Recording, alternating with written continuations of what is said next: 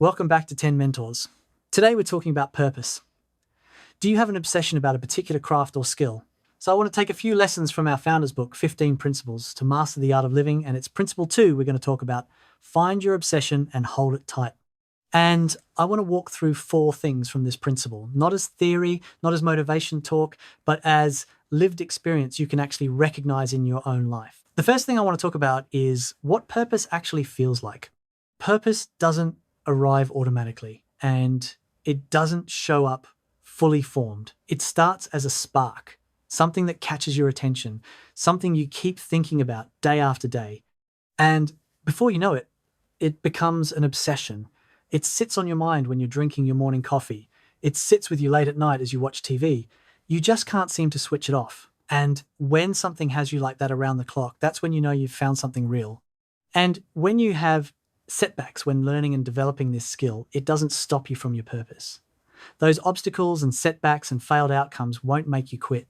They might frustrate you, slow you down, make you doubt yourself, but you keep going until it's done. That doesn't come from motivation. It's purpose. And your purpose is an obsession you can't shake. The second thing I want to talk about is to give you an example of this and how Quiva, CEO and founder of this 10 Mentors podcast, found her purpose. For years, Quiva worked across IT, human resources, and office management.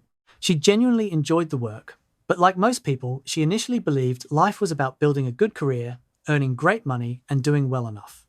Then something shifted. While working in recruitment, she noticed a pattern she couldn't ignore.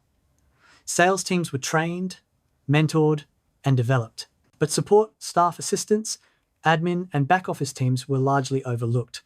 And when someone asked why, it landed hard. Why were some people getting guidance while others weren't? Why was mentoring treated like a privilege instead of a standard? Those questions stayed with her. It kept her up at night. And unlike other ideas that come and go, this one wouldn't let go. She realized it wasn't just the business she was in. It was everywhere across businesses in every industry. Some employees find mentors who shape their future. Many don't. And what's really interesting is that a massive 60% get left behind to figure it all out on their own. That's whole groups of people being left behind. And if you think about it, that's why there is this massive gap between the rich and the poor, the people who have and those who have not. It's why some people get ahead and then others don't. That problem then became her obsession. In 2018, she left corporate world with one clear mission: make mentoring accessible to everyone. And after a few years, that obsession became 10 mentors. And that's how purpose often shows up, not as inspiration, but as a problem you can't unsee, a problem you can't ignore. And you see this pattern everywhere. It's like Greta Thunberg. She didn't wake up one day wanting a platform. She couldn't unsee the climate crisis, and it bothered her enough to act. That discomfort turned into action, and that action turned into purpose. So here's the real question for you listening. What are you genuinely obsessed with? What problem annoys you more than it should? What do you keep coming back to, even when no one is watching? It might be art, or nursing, caring for kids, or it could be fixing systems or helping people feel safe. Purpose nags you long enough until you finally listen.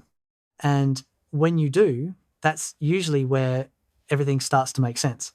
The third thing I want to talk about is that you can find your purpose at any age. This matters because so many people feel they've left it too long.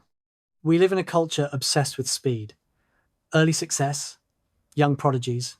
It creates this kind of panic that if you haven't found your purpose by your 20s or 30s, you've missed it. That simply isn't true. Finding purpose is not a race. For most people, it just happens as they get older. Look at Julia Child. She didn't discover her true calling until she was 37. Before that, she worked a range of jobs, none of them pointing clearly to what she would become.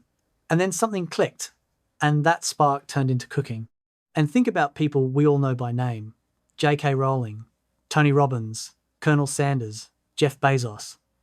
None of them started as success stories. They lived ordinary lives for years.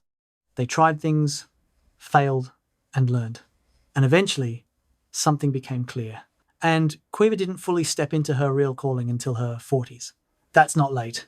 That's normal. The most successful of businesses come from those who have started in their 40s upwards. Purpose often reveals itself only after you've lived enough life to recognize it. After you've seen life for a while, you know what drains you, what excites you, or what frustrates you. So if you're listening and thinking, I still don't know my purpose, don't panic. It doesn't mean you're lost. It means you're still collecting data. The fourth thing I want to talk about is how purpose often unfolds in stages and where it actually comes from. This is where ideas like Maslow's hierarchy help. Most people look for purpose at the top before they've built the base. They ask, what am I meant to do with my life? While they're still worried about money, health, safety, or relationships. And when they don't feel inspired, they assume something is wrong with them. Nothing is wrong, they're just still climbing. Most people have to work their way up. First job, second job, maybe a third. You build stability first, then confidence, then skill, and only then does purpose begin to take shape. For some people, purpose at 20 is simply getting stable. At 30, it might be getting good at something. At 40 or 50, it might be using that skill to contribute or serve. Purpose is not fixed. It evolves as your life evolves. And a lot of purpose starts as a hobby. In the creator world, the same pattern holds. Podcasters, YouTubers, bakers, writers, most begin with no audience, just a camera, a microphone, and the urge to share. Mr. Beast started posting videos at 13. It took years before his style emerged and his impact became clear. But purpose doesn't only come from hobbies.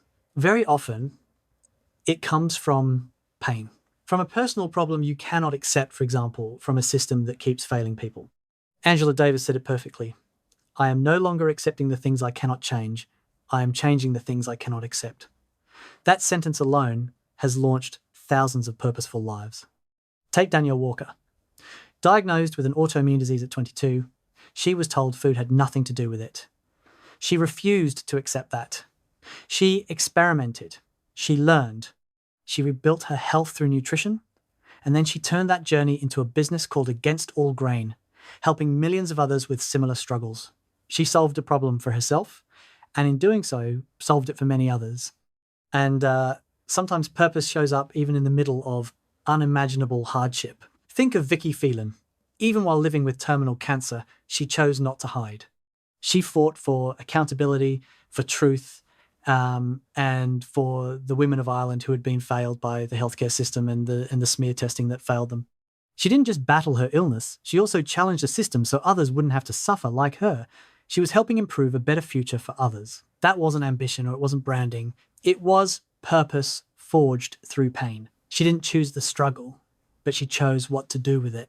And that's the pattern. Sometimes purpose comes from joy or it comes from curiosity. And sometimes it comes from injustice you refuse to accept, even when it costs you energy, time, or comfort. Purpose isn't always about building something shiny. Sometimes it's about standing up, speaking out, or protecting others when you could have stayed quiet. That is purpose at its most human. Your pain becomes your insight, and your struggle becomes your contribution. And here's another piece people forget. Purpose isn't fame. Some people think purpose only counts if it's visible. A medal, a business, a title, a big audience. But purpose can be quiet and still be massive. Purpose can be being a parent. And that is not a small calling, and I'll tell you why. Raising a child well is an 18-year commitment, at minimum.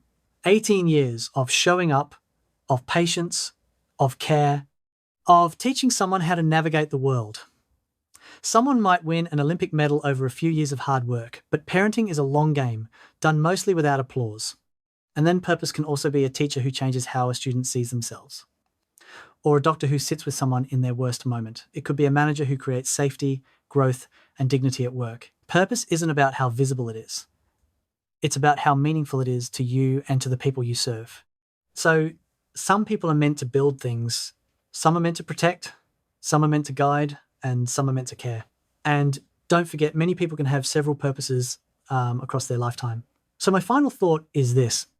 Purpose is not a one-time decision. It's a discovery, and it evolves as you evolve. Most people with meaningful lives didn't chase purpose like a trend. They followed what pulled them. They refined one skill, one obsession, one problem, and then expanded. If you're still asking, what is my purpose? Here's the answer for today. Follow what won't leave you alone. Build the foundations that make bigger meaning possible. And when you find that obsession, then just start working on it. That's it for today on 10 Mentors. I'm Dan. Borrow what helps and leave the rest. Take care.